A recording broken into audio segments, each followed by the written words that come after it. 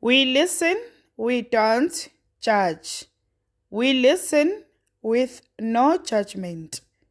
Indaba ka-Anonymous osibhalele namhlanje ifundeka kanje. Ngathola umsebenzi emochari kanti yilapho umfundisi wasebandleni lethu ethatha khona amandla ngokulala nezidumbu. Ngiyabingelela kuwe dadewethu nakumphakathi wala ekhaya. Ngasuka ekhaya ngaya edolobheni engangingalazi ngayofuna umsebenzi.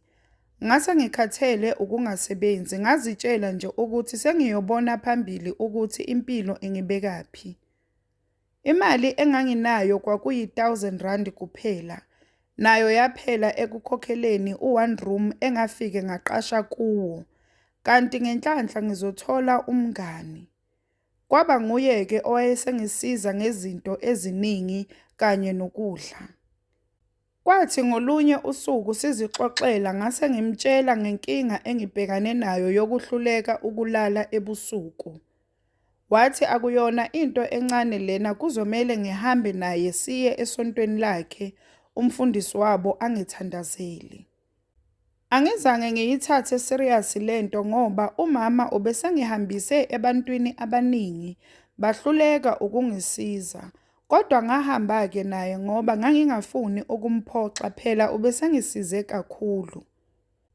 Nangempela umfundisi wabo wangithandazela kusukela ngalelo langa ngakwazi ukulala angizange ngiphinde ngihlupheke. Ngase ngibona-ke ukuthi ngoba ikhona impilo kuleli bandla sengizozisontela kulo. Cha khona zazibuya lapha kwakugcwala abantu beyithulula imali kumnandi nje impela. Naye umfundisi edla izambane likapondo benomkakhe nezingane zabo. Wawubona nje ukuthi baphila kamnandi. Kodwa-ke ngakhona phela abantu bebakhipha o-10,000 kulela sonto womnikelo. Mina-ke ngagcina sengiyi-leader ye-worshiping team ngoba vele ngangicula kamnandi. Kuthe lapho senginenyanga ngisonta ngabona i-post ngangiyofola edolobheni ngisuka elokishini. Le posta kwakungeyasemochari bafuna umuntu ozosebenza. Ngazitshela ukuthi angike ngiyozama khona mina sengikhathele ukuhlala ngingasebenzi. Nangempela-ke ngishone khona-ke bafike babuke i-CV yami base bangibuza nemibuzo ukuthi nginaso yini isibindi sokusebenza ngabantu abashonile. Ngathi cha anginankinga bashonile moso akusiko ukuthi bazovuka bangishaye. Wangihleka lo bhuti kodwa wathi uthanda isibindi sami. Vele umsebenzi usungowami ngizoqala kusasa. Akhiphe-ke amaphepha e-contract ayibo yayiyinhle imali laphaya. Kimi nje ngizihluphekele ubani obengangipha u-3.5 ngeviki. Ngiyisayine-ke ngokukhulu ukushesha ngihambe ngibuyele endlini. Ngilinde umngani abuye emsebenzini. Eze-ke endlini yami azongibona ngimxoxele izindaba ezimnandi zokuthi sengiyasebenza. Athi ngiyakubongela mngani kodwa nje cha uzokhona yini ukusebenza emochari?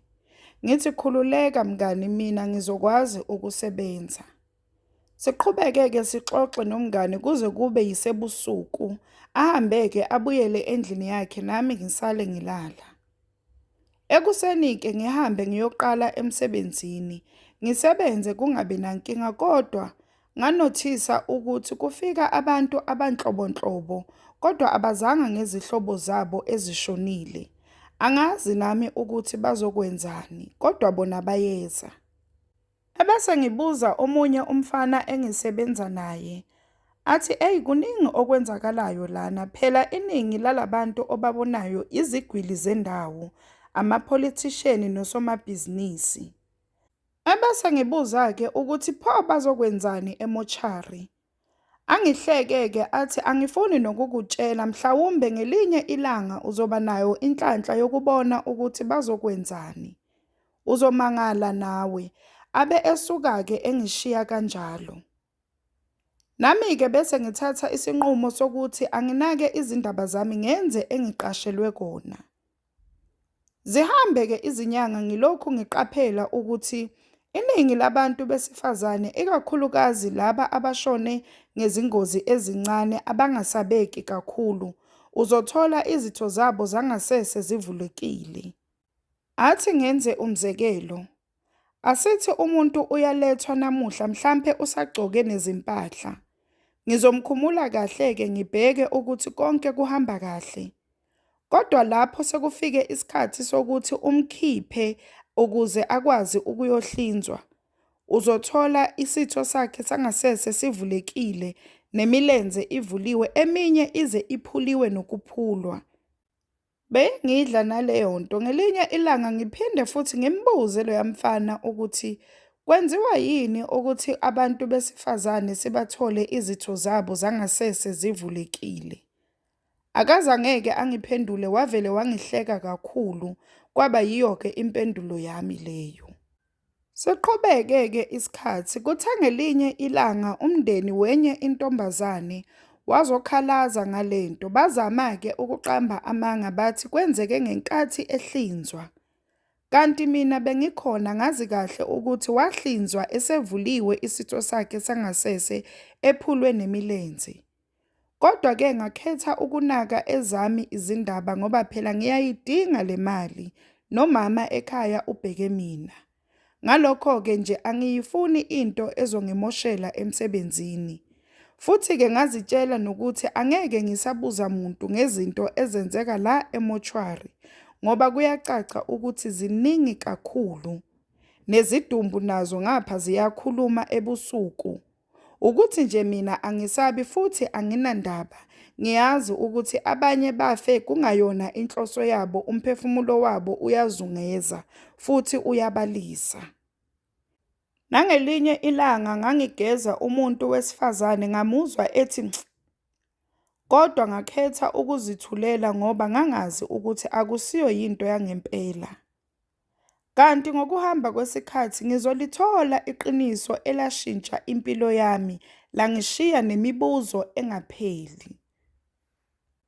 Kuthe ngelinye ilanga ngiklina nje emoshari nginganake lutho.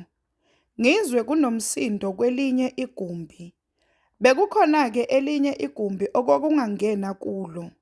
Angithi mina bengingangeni kodwa abasebenzi abadala bona babengena. Ngisabathe-ke ngiyaqhubeka nokumopha, ngiwuzwe umsindo uqhubeka. Futhi lo msindo owomuntu noma abantu abenza ucansi. Ngize ngizibuzeke ukuthi ingabe abasebenzi balana bayalalana na? Ngizitshele ukuthi iyodwa indlela yokuthi ngithole ukuthi kwenzakalani ukuthi ngipopole. Nangempela-ke nginyonyobe ngivule kancane umnyango ngihlole. Mangithi nhla umuntu wesilisa, ngibuke phansi kukhona izimpahla zakhe, hhayi noma yiziphi izimpahla, izimpahla ezigcokwa abafundisi. Okwangithusa kakhulu ukuthi lo mfundisi ulele nesidumbu lesi esingene namuhla ekuseni, intombazane elako 18 ngokweminyaka, okuthiwe igule kancane yaphathwa yikhanda yabese iyashona. Futhi leyo ntombazane isonta kule sonto nami engisonta kulo. Ngithi-ke le ngifuna ukuyokhombisa umngane amanyala enzeka la emsebenzini ngoba angeke angikholwe uma ngimtshela ngomlomo. Ngikhiphe-ke ifoni yami ngithathe isithombe. Kanti izobanga umsindo yenza loya khaxa. Mawuthatha isithombe aphenduke lo baba ngisathatha esesibili abuke emnyango kanti ngizombona ukuthi umfundisi wethu.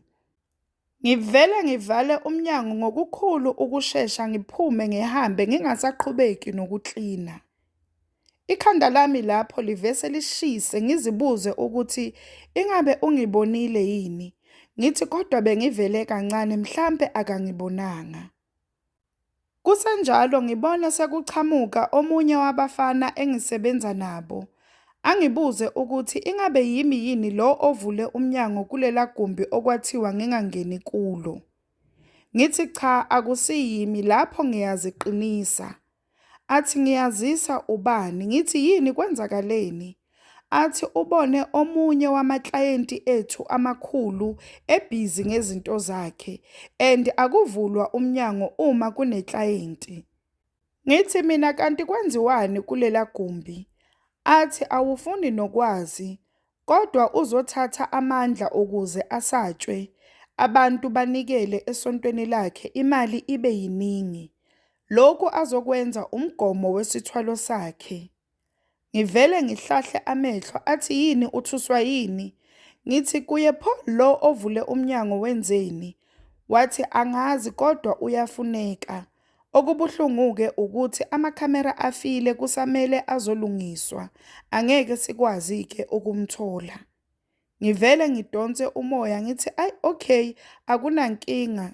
Cha mina angibonanga muntu futhi angivulanga. Asuke-ke ahambe angishiye. Ngisale ngicabanga ukuthi kanti yonke le mali esiyinikelayo enkonzweni senziwa yisithwalo. Kanti emhlabeni sesiyothemba bani? Yeka ukumncoma kangaka umfundisi. Kazi umngane uyothini futhi nje kungathiwani uma singathola ukuthi le ntombazane ibulawe nguye khona azolala nayo eseyifile. Liqhubeke-ke ilanga kuze kushaye isikhathi sokuthi siye emakhaya. Ngihambe-ke ngifike endlini ngilinde umngane ukuthi abuye emsebenzini. Nangempela-ke athi nje uma efika eze kimi azongibuza ukuthi ngibonile yini ku-WhatsApp group yasesontweni ukuthi kupostwe ini. Ngisho ngokudineka ngithi cha angibonanga. Bekajabulile-ke athi kuzoba nenkonzo enkulu kule sonto elizayo. Kuyobe kugcwele abantu abaphuma kuma-provinsi ahlukahlukene. Wayelokhu ekhuluma nje. Ngase ngiyamumisa ngathi kodwa uyazi ukuthi kwenziwani lapha esontweni lakho. Khona nje uyazi ukuthi umfundisi wakho imali engaka uyithola kanjani. Athi yini ukhuluma ngani? Ngikhiphe ifoni ngithi nangu umfundisi wakho ulala nezidumbu emochari la ngisebenza khona ukuze athole amandla. Ukuze thina sifake izimali zethu kuye athole umcebo. Akanawo amandla avela ezulwini uthwele. Futhi mina angeke uphinde ungibone kule sonto lenu. Vele ngingumuntu wamabhadi kodwa angeke ngivume ukuthathelwa kona lokuncane engisele nako empilweni. Athuleke isikhathi eside elokho ebuka lesithombe. Acede athi kuyokusiza ukuthi usikhiphe lesithombe ngoba sizokufaka enkingeni uma bengathola nje ukuthi nguwe osithathile. Ngithi mina hayibo ayikuthusi yonke lento. Athi yebo iyangithusa kodwa kuzomele usabele impilo yakho. Aphume-ke ahambe angishiye. Angazanga ukuthi ngizizwe kanjani ngoba angiqondi ukuthi uthukile noma kukhona naye akwaziyo. Kuphele-ke izinsuku angezi endlini yami noma ngimkhulumisa ku-WhatsApp angangiphenduli. Kuqhubeke-ke isikhathi kuthi ngelinye ilanga ngizibuyela emsebenzini. Ngezwa umuntu engigijimisa emva kwami engimemeza. Kanti ngenye yamantombazane esicula nayo esontweni. Ngimeke ngiyilinde. Ithi kimi sisi, anginako okuningi kodwa ngicela ubaleke ungabheki emumva. Ngoba namuhla uzohlaselwa endlini yakho. Le ntombazane ohlezi uhamba nayo ikucebile kumfundisi ukuthi usuyayazi imfihlo yakhe futhi inabo ubufakazi. Ibe isuka-ke igijima ihamba. Mina-ke angazanga ukuthi ngenze njani. Ngiqhubeke ngiye endlini noma ngiyogibela ibhasi ngiye ekhaya.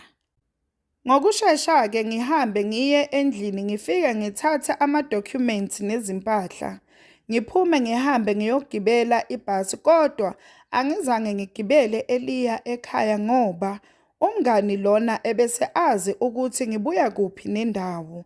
Ngagibela eliya kwenye indawo la kuhlala khona umzala wami. Ngakhipha kwaleyo SIM card ngayilahla ngathenga enye yezitolo zamandiya. Kusukela lapho-ke angiphindanga ngabuyela kuleya ndawo nomngani lo angiphindanga ngamubona. Kwaleyo foni-ke le enaleso sithombe akuphelanga nenyanga ngiphethe yona yavele yalahleka. Inhloso-ke yokuthi ngibhalele lana ukuxwayisa abantu mayelana nalamasonto ayenza izinto ezifana no-magic. Ngiyabaxwayisa kakhulu ukuthi baqaphele bathwele abafundisi la ngaphandle. We listen, we don't judge. We listen with no judgment. Sacela usitshele ukuthi ucabangani ngendaba ka-Anonymous osibhalele namhlanje lapha ku-comment section. Sacela ungakhohlwa ukulike, ushare, usubscribe. Ungakhohlwa ukuthi ukusubscribe it's for free, awubhadali lutho. It's for free.